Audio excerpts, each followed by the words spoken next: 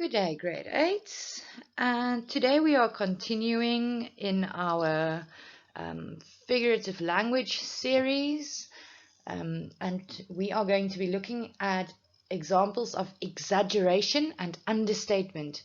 Just remember, again, it's not to be taken literally, it's supposed to be taken figuratively. We have to look beyond the literal meaning of the words, not what they would usually mean. We are supposed to be using some imagination when we interpret these figures of speech. This is just a little example of when you take something literally.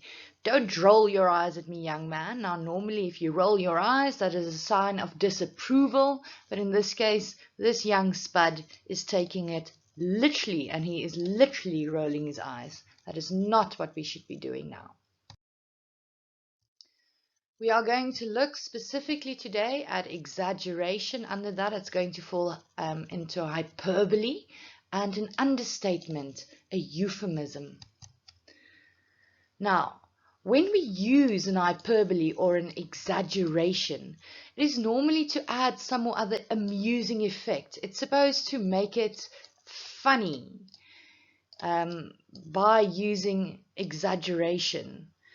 We also use it for emphasis. If I want to emphasize or hammer on the fact that something is really big or really heavy or incredibly difficult, then I will exaggerate it to make it a bit more humorous. In the same breath, when I use an understatement, and we are going to be looking specifically at euphemisms today, we are then trying to minimize the severity or the seriousness of a situation. We are going to try and make unpleasant statements a bit softer. I'm going to try and say something in a less severe way, sometimes to make people feel better. It can also be used to add a touch of humor to something that is quite serious. You might have heard of the term PC, that means politically correct, to state something in a politically correct manner. In other words, you try not to offend people through your use of words. So 2 examples that we are going to be looking at today will be hyperbole and then also euphemisms. And an example of an hyperbole would be this: the beef is so undercooked that it is starting to eat the salad. In other words, you are exaggerating how undercooked the beef is. It's turned back into a cow. It is now starting to eat the salad. And an example of a euphemism would be, I do not fail. I succeed in finding out what does not work. So there's the unpleasant situation there that you are failing, and you are trying to either add a touch of humor in this case by rephrasing that in a more politically correct fashion by saying, we're not allowed to use the word fail these days anymore. It upsets people. So now I rephrase that and I say, I do not fail. I succeed in finding out what does not work. So you can see that that's supposed to be adding a touch of humor to an unpleasant situation. Hyperbole, that is how we pronounce it. And you need to write down the definition. It's an over-exaggeration, again, not meant to be taken literally. It's a figure of speech, exaggeration, that word, just check, it's 1 X and a double G. A figure of speech, exaggeration, that makes something bigger or worse than it really is. That's when you get home and you say, I'm so hungry, I could eat a horse. You're not literally going to eat a horse, but you might feel like you could. My backpack weighs a ton. Now, I don't know whether that's such an exaggeration. When I feel some of your backpack at school, it might be close to a ton, but it won't literally be 1,000 kgs. Or you're so tired that you could sleep for a year. Literally, that's not possible. But you might feel that you are so tired that that might be possible. Or when your mother told you, I've told you 1,000,000 times to clean up your room. She hasn't literally told you that 1,000,000 times, but she might feel like she has. Or these shoes are killing me, when you wear those high heels and they are just pinching all over the show and your toes are bleeding, but you won't take them off. So hyperbole is a figure of speech that uses exaggeration to express a strong emotion. For example, here, your mum might be tired to the bone of asking you to do something, and now she is saying, I've told you 1,000,000 times to do it. Or it could be used to evoke humor. An extravagant statement or figure of speech not intended to be taken literally. I think that point we have driven home now. What would happen? I just found these lovely literal hyperboles. Um, and just to emphasize, these shoes take 50 million years to put on. If they have lots of gadgets that you must tie and untie and zip and unzip. If that were to be taken literally, you would still be here 50 million years later without your shoes on. Or if you said, my feet are killing me, and you took that literally, then your feet would literally come to life and try to poison your coffee.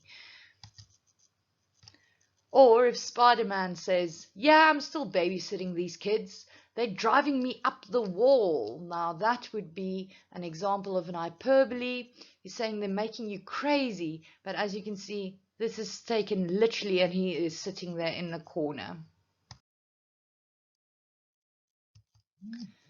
Another two examples of hyperbole. The whole world was staring at me when I fell down the stairs. You might feel at that moment like every set of eyes in the world is on you when you have experienced something embarrassing, but it's not the truth.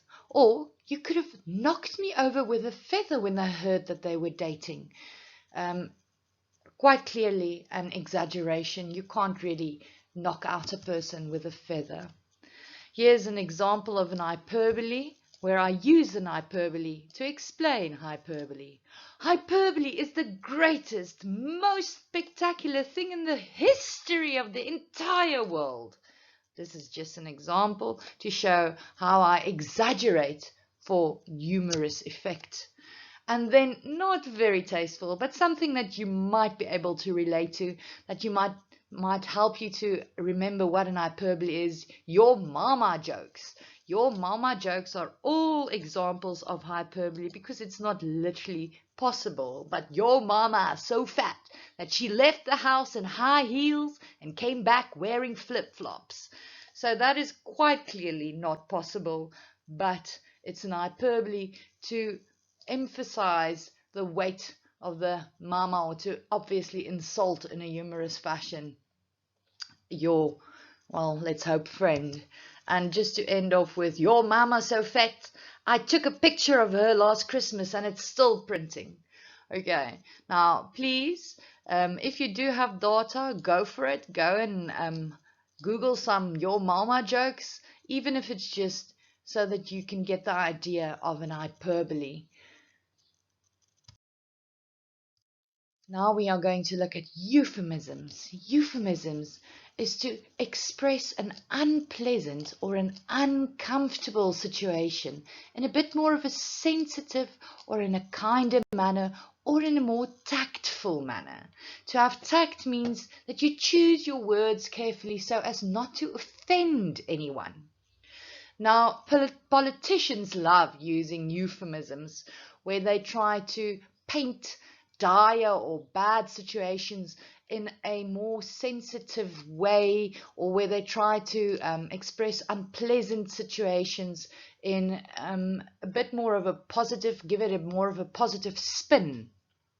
So euphemisms are all over the show, but we also use them to especially put uncomfortable topics in a more tactful manner. So the definition that you need to write down is it makes something bad sound good. Well, this is actually the better definition to write down, but it also boils down that we're going to take something bad and we're going to just make it sound a bit more pleasant or a bit more kind or be a bit more sensitive surrounding it.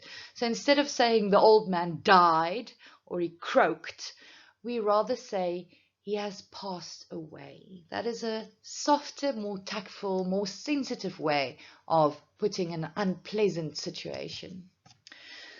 This lovely quote from Quentin Crisp is, "Euphemisms are unpleasant truths wearing diplomatic cologne." And that is most definitely what our politicians use to try and cover up an unpleasant truth.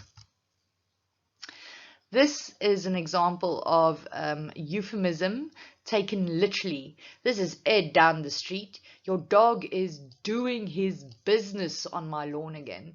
Now, the dog is literally sitting there in front of his computer with his little desk, and he is doing business. But we know that when we use the phrase doing your business, we are actually referring to the dog taking a poo. And that is an uncomfortable thing that we might want to discuss, or it's an unpleasant matter, and we try to put it in a softer way. We're trying to put it euphemistically. Then we say the dog is doing his business. But in this case, it was taken literally, not what we should be doing, although quite humoristic.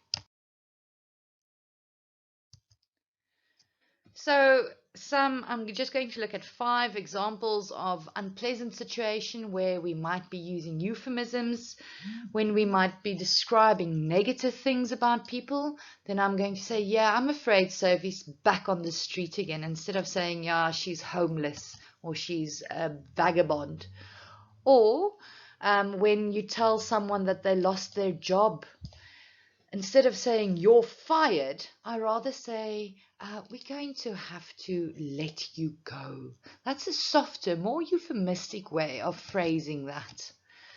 Here's another example. Good news, dear. I'm going to be spending more time with the family.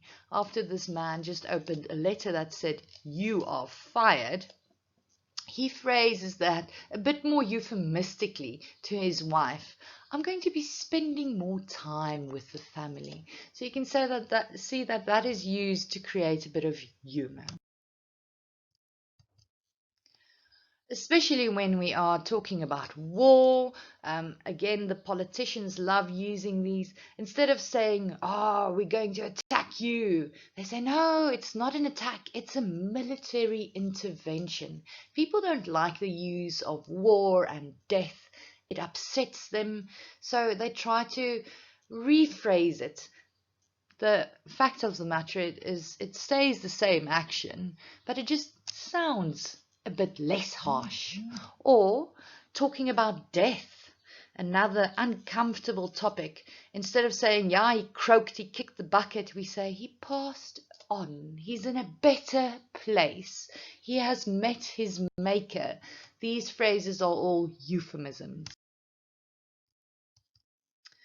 Or if you don't want to say something bad outright, we can say this example, how's the hotel I booked for you? And then you say, well, to be honest, it leaves a lot to be desired. That's also phrases the teachers use a lot when you don't get such good marks and you ask, how did I do, ma'am? And then I say, well, there's room for improvement. I don't tell you straight out, yo, that was crash and burn. You know nothing about this piece of work. I rather say there's room for improvement. There's a lot, it leaves a lot to be desired, putting an unpleasant situation in a nicer way. We're going to look at some more example. Instead of telling a person, hey, you're fat straight out, that's not very politically correct. People are quite sensitive about that topic. I'd rather say, well, he's big boned, or she's horizontally challenged. Or instead of saying you're short, I say you're vertically challenged. Or instead of saying she's unemployed, I rather say she's between jobs. Instead of calling a person old, that might upset a couple of people, then you rather say, oh, she's getting on in years. Or instead of just saying a person is not that smart, you rather say, oh, he's not the sharpest pencil in the box, or you're not the sharpest tool in the shed, or he doesn't have the most chocolate chips of all the cookies in the packet. I try to put it in a softer, maybe a bit more of a humorous fashion, as so not to upset people.